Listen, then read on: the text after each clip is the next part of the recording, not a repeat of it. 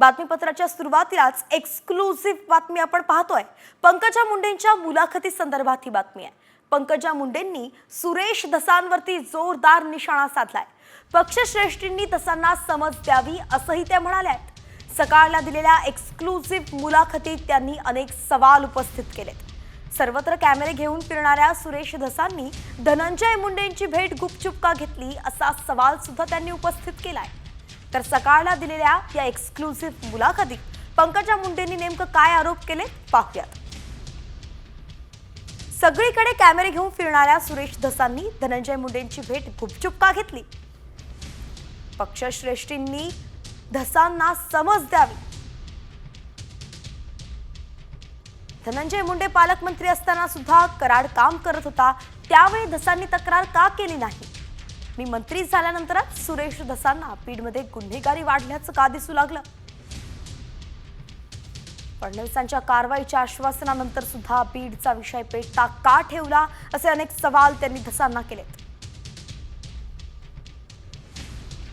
मी काल सकाळच्या वृत्तपत्रातील एका पत्रकारांनी माझा इंटरव्ह्यू घेतला। त्यांनी मला याबद्दल प्रश्न विचारले आणि मी त्यांना सांगितलं याच्यावर मी उत्तर देणार नाही, कारण प्रश्नच मान्य नसल्यामुळे उत्तर द्यायचा संबंधच येत नाही। त्यामुळे त्यांनी जे माझं नाव घेऊन चर्चा करतायत त्याच्याबद्दल माझ्या पक्षातील श्रेष्ठींशी म्हणजे सन्माननीय मुख्यमंत्री, सन्माननीय प्रदेशाध्यक्ष बावनकुळेजी आणि आमचे संघटनातला जे श्रेष्ठी आहेत त्यांच्याशी मी चर्चा केलेली आहे। ज्या विषयामध्ये कुठलाही संबंध नसताना माझ्या नावाचा उल्लेख करणं किंवा कुठल्याही टिप्पणी करणं वैयक्तिक पद्धतीने हे त्यांनी करणं अपेक्षित नाही। तर यावरती सुरेश धस यांनी सुद्धा प्रतिक्रिया दिली आहे, पाहूयात।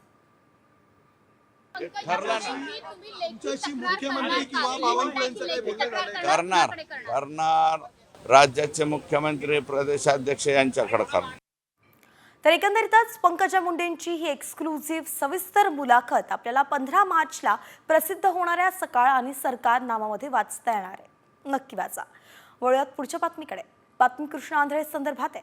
सरपंच संतोष देशमुख हत्या प्रकरणातला फरार आरोपी कृष्णा आंधळे नाशिकमध्ये दिसल्याचा स्थानिकांनी दावा केलेला आहे। नाशिकच्या गंगापूर रोड परिसरातील सहदेव नगरच्या दत्त मंदिराजवळ कृष्णा आंधळे दिसल्याचा दावा करण्यात येतोय। पोलिसांचं पथक आता या परिसरात दाखल झालंय। कृष्णा आंधळेचा शोध सुद्धा सुरू आहे। साम टीव्हीवरती आपण ते सीसीटीव्ही पाहतोय, ज्या सीसीटीव्हीच्या आधारे ही दावा केला जातोय। स्थानिकांनी दावा केलाय, प्रत्यक्षदर्शींनी दावा केलाय की नाशिकमध्ये कृष्णा आंधळे आणि त्यांनी त्याला पाहिलंय। ही जी बाईक दिसते यावरती बाईक चालवणारा व्यक्ती म्हणजे कृष्णा आंधळे असल्याचा दावा करण्यात येतोय। सकाळी 9:15 साडेनऊच्या दरम्यान जेव्हा मी खाली आलो दर्शन घ्यायला, तर मंदिराच्या बाजूलाच दोघं जण मास्क घालून उभे होते आणि त्यांनी कृष्णा आंधळेंनी जो मास्क खाली केला एका सेकंडमध्ये त्याला ओळखलं आणि मला बघून तो तिथून असा पसार झाला। त्याच्या मागं जाता जाता तो मखमालाबादच्या दिशेने गेला आणि त्वरित गंगापूर पोलीस स्टेशनला फोन करून राजपूत साहेबांना लगेच बोलून घेतलं। इथं नागरिकांच्या म्हणण्याप्रमाणे आपण ज्या गंगापूर पोलीस स्टेशनला जो कॉल आला होता त्या ठिकाणी या ठिकाणी आलो दत्त मंदिर चौकात। त्या ठिकाणी लावण्यात आलेले सीसीटीव्ही कॅमेऱ्याचे आपण चेक केले। सीसीटीव्ही कॅमेऱ्याचं अवलोकन सुरुवातीला केलं असतं, त्यात फक्त लाईव्ह चालू आहेत। त्यातील जे बॅकअप आहे मागचे जे रेकॉर्डिंग असतं ते हार्ड डिस्क खराब असल्यामुळे त्या स्टोरेज त्या ठिकाणी होऊ शकलं नाही। तरीसुद्धा आपण तज्ज्ञांना या ठिकाणी बोलवलेलं आहे सीसीटीव्ही तज्ज्ञ की आपल्याला काही मिळून येतं आहे का। जे प्रत्यक्ष साक्षीदार आहे, नागरिक आहे, ज्यांनी पाहिलंच सांगतायत त्यांना घेऊन पुढे जाऊन ज्या ते सांगतात की मखमाला दिशेने गेलेलं आहे त्या तिथून पुढे रस्त्यावरचे कॅमेरे आम्ही पुढे चेक करत आहोत। तर एकीकडे बीड प्रकरणातील आरोपी जो आहे कृष्णा आंधळे तो दिसल्याचा दावा करण्यात येतोय। तर बीडमधलं दुसरं प्रकरण जे आहे त्यातला आरोपी सतीश भोसले उर्फ खोक्या याला देखील प्रयागराजमधून अटक करण्यात आली आहे। खोक्या हा आमदार सुरेश धस यांचा कार्यकर्ता आहे। सतीश भोसलेनं केलेले मारहाणीचे व्हिडिओ व्हायरल झाले होते आणि सतीश भोसले उर्फ खोक्याला बीड पोलिसांनी आणि उत्तर प्रदेशच्या पोलिसांनी आता संयुक्त कारवाई करत प्रयागराजमधून अटक केली आहे। गुन्हा दाखल झाल्यापासून तो आरोपी फरार होता। त्याच्या मागे आमची टीम लागली होती, लोकल क्राईम ब्रांच आणि शिरूर पोलीस स्टेशनची टीम होती। मी पण त्याच्या बाबतीत दररोज सुपरवाईज करत होता आणि शेवटी मला त्याची लोकेशन प्रयागराजमध्ये भेटली त्याच्यानंतर तिथे लोकल पोलिसशी कोऑर्डिनेशन करून UP पोलिसनी चांगली आम्हाला सहकार्य केला आणि त्याला आम्ही अटक केलं. त्याला तिकडून इथे आणण्यासाठी ट्रान्झिट रिमांडची प्रोसिजर असते. ट्रान्झिट रिमांड तिकडचे लोकल कोर्टकडून ट्रान्झिट रिमांड घेतल्यानंतर आम्ही त्याला उद्या किंवा परवा इथे आणू. तर आपण पाहतोय खोक्या भोसलेला प्रयागराजमधून अटक करण्यात आली आहे. पण कोण आहे हा खोक्या भोसले? तर खोक्या भोसले हा शिरूर कसारा इथला रहिवासी आहे. भाजप आमदार सुरेश धस यांचा तो कार्यकर्ता आहे. भाजपच्या महाराष्ट्र राज्य भटके विमुक्त आघाडीचं पदही त्याच्याकडे आहे. तर सतीश भोसलेवरती आतापर्यंत 3 गुन्हे दाखल झालेत. हजारो प्राण्यांची कत्तल केल्याचाही सतीश भोसलेवरती आरोप आहे.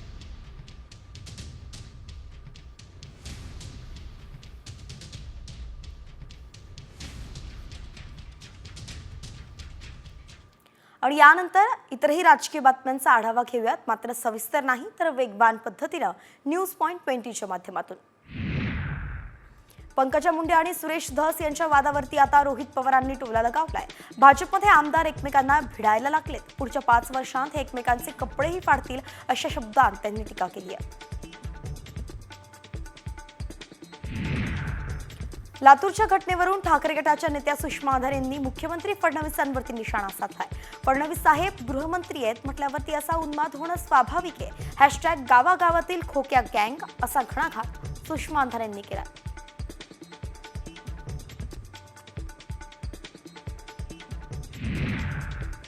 अधिवेशनाचा दुसरा आठवडा संपत आलाय तरीही विरोधी पक्षनेता ठरलेला नाही. ठाकरे गटानं पाठवलेल्या भास्कर जाधवांच्या नावाला पाठिंबा देणारं पत्र महाविकास आघाडीतील अन्य पक्षांनी दिलेलं नाहीये. उलट काँग्रेसच्या 3 बड्या नेत्यांनी लोकलेखा समितीच्या अध्यक्षपदासाठी मोर्चे बांधणी सुरू केली आहे.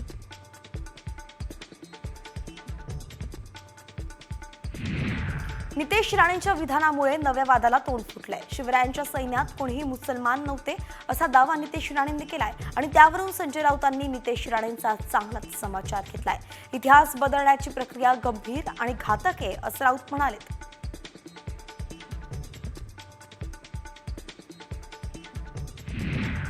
नितेश राणेंच्या मल्हार झटका मटण संकल्पनेला धनगर परिषदेनं पाठिंबा दिलाय. राणेंच्या पाठिंब्यासाठी अखिल भारतीय धनगर समाज विकास परिषदेच्या वतीनं एक पत्र काढण्यात आलंय. तर या निर्णयामुळे खाटीक धनगर आणि धनगर समाजाला फायदा होणार असल्याचं बोललं जात आहे.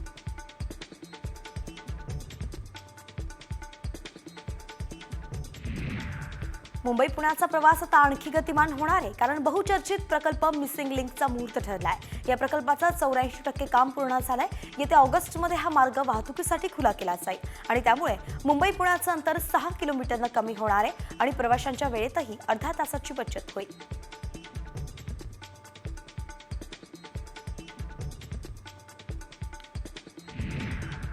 ऐन मध्यरात्री स्वारगेट बस स्थानकातील वीज गायब झाली आहे. बस स्थानकात अंधार पसरल्यानं प्रवाशांचे प्रचंड हाल होत आहेत. या वातावरणात महिला प्रवाशांची सुरक्षा पुन्हा धोक्यात येणार का असा प्रश्न उपस्थित होतोय. डेपो प्रशासनाच्या विरोधात एसटी प्रवाशांचा संताप पुन्हा एकदा उफाळलाय.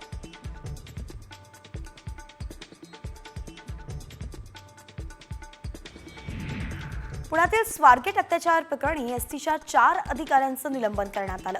त्यांच्यावरती सुरक्षेसंदर्भात हलगर्जीपणा दाखवल्याचा ठपका ठेवण्यात आलाय. दरम्यान आता बस स्थानकात नवीन सुरक्षा रक्षक सुद्धा नेमण्यात येणार आहेत.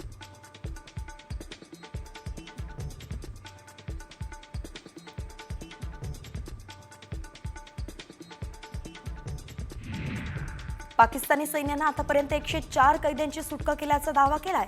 बलुचिस्तान लिबरेशन आर्मीनं ही रेल्वे हायजॅक केली होती, ज्यात 400 पेक्षा जास्त प्रवासी होते.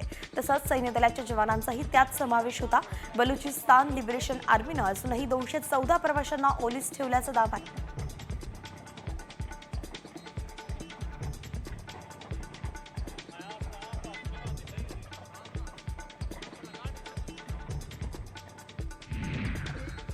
शक्तीपीठ महामार्गाच्या विरोधात आझाद मैदानात आंदोलन पुकारण्यात आलंय. शक्तीपीठला 12 जिल्ह्यांतील शेतकऱ्यांचा विरोध आहे. दरम्यान कोल्हापूर, सांगली, साताऱ्यातील शेतकरी आक्रमक झाले. अर्थसंकल्पात शक्तीपीठ महामार्गाची घोषणा झाल्यानंतर आंदोलन पुकारलं गेलंय. शेतकऱ्यांची या आझाद मैदानावर धडकलेले आहेत. या शेतकऱ्याच्या मोर्चाची दखल काही प्रचंड पाठिंबा आहे. मुंबई पोलिसांनी होळी आणि धुलीवंदन तसंच रंगपंचमीसाठी कडक नियमावली जाहीर केली आहे. यात पादचाऱ्यांवरती पाणी अथवा रंग टाकण्यास मनाई करण्यात आली आहे. तसंच अश्लील हावभाव करण्यास आणि अश्लील गाणी वाजवण्यास सुद्धा मज्जाव आहे. आजपासून 18 मार्चपर्यंत हे नियम लागू असतील.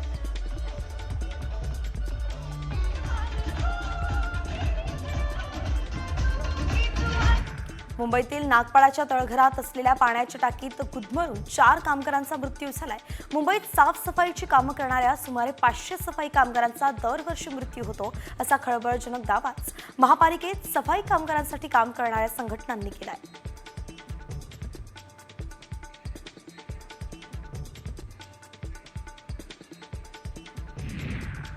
पुण्यातील सिंहगड टेक्निकल एज्युकेशन सोसायटीकडे महापालिकेची 345 कोटींची थकबाकी आहे. त्यामुळे महापालिकेनं या संस्थेवरती कारवाई केली आहे. या संबंधित संस्थेच्या मुख्यालयाला 2024 मध्ये नोटीसही बजावली होती, पण त्यानंतर थकबाकी भरलेली नाही.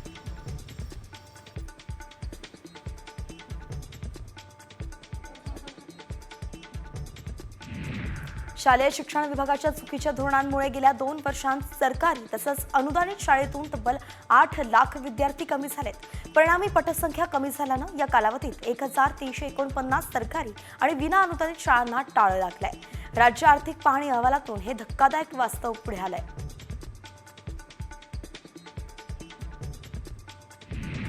खासगी इंग्रजी शाळांची फी पुन्हा वाढली आहे. राज्यात शुल्क नियंत्रण समिती असून सुद्धा फी वाढीला लगाम बसलेलाच नाहीये आणि त्यामुळे पालक चिंतेत आहेत. या संदर्भात सोलापूरच्या शिक्षणाधिकाऱ्यांनी महत्त्वाची माहिती दिली आहे.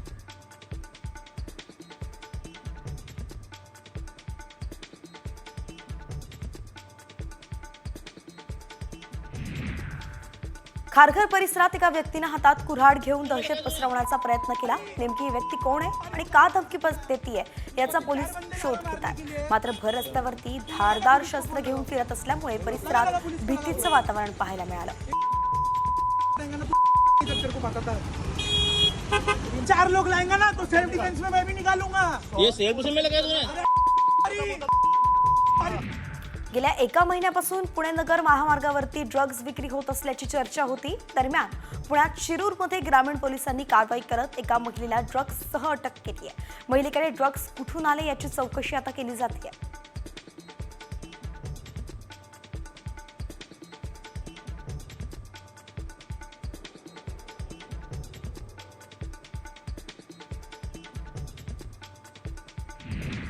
मध्य प्रदेशातील 2 युवक दुचाकीवरून जाताना पोलिसांनी त्यांची झडती घेतली आणि त्यांच्याकडे 6 किलोपेक्षा अधिकचा गांजा सापडलाय. या गांजाची किंमत सुमारे 1,31,800 रुपये इतकी आहे. तुमसर पोलिसांनी कारवाई करत या दोन्ही तरुणांना अटक केली आहे.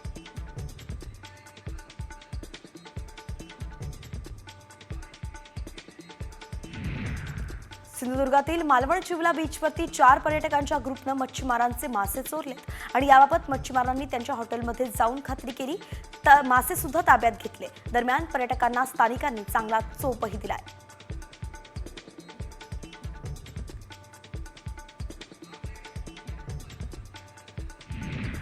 पंढरपुरातील विठ्ठल मूर्तीची झीज झाल्याचं समोर आलंय. त्यामुळे आता झीज भरून काढण्यासाठी मूर्तीवरती रासायनिक प्रक्रिया करावी लागणार आहे.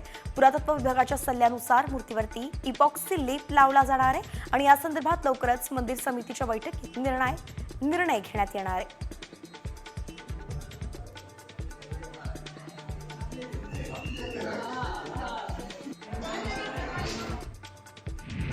नागपुरातील प्रसिद्ध पोद्दारेश्वर राम मंदिराला 103 वर्ष पूर्ण झाली आहेत. त्याच निमित्तानं मंदिराचा स्थापना दिवस साजरा करण्यात आला. मंदिरात दिवे लावून संपूर्ण परिसर प्रज्वलित केला आणि यावेळी विविध शुभचिन्हांनी श्रीरामांची प्रतिमा साकारण्यात आली.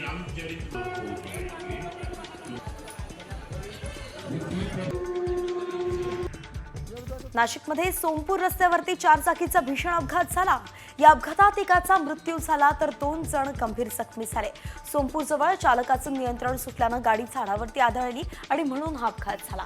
अपघातात गाडीचं भरपूर नुकसान झालं.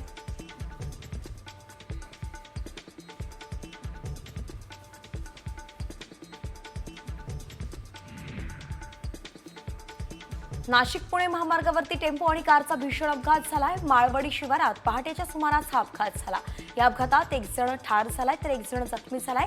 तरुण नाशिकला उपचारासाठी येत असतानाच हा अपघात झाला.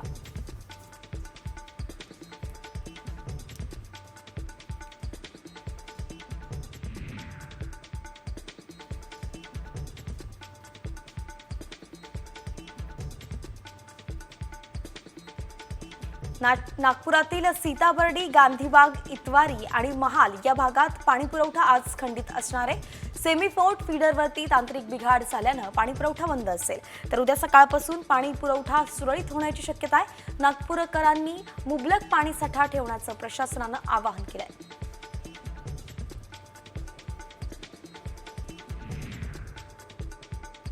पुणे शहराचा पाणी पुरवठा अजूनही विस्कळीतच आहे. शहरातील विविध भागात अपुऱ्या पाणी पुरवठ्यामुळे नागरिक हैराण झालेत. नागरिकांच्या तक्रारी सतत येऊन सुद्धा प्रशासन झोपेत असल्याचं स्थानिकांचं म्हणणं आहे.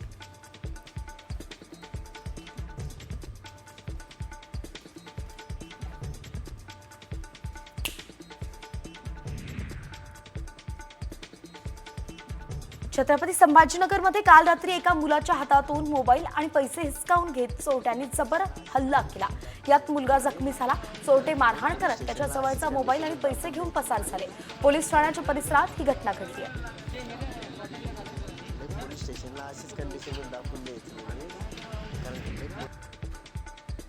यवतमाळमधील पुसदच्या शेबाळ पिंपरीमध्ये एका व्यक्तीवरती चाकू हल्ला करण्यात आला आणि यात तो गंभीर जखमी झालाय. पुढील उपचारासाठी त्याला हिंगोलीत नेण्यात आलाय. दरम्यान जुन्या वादातून ही घटना घडली आहे.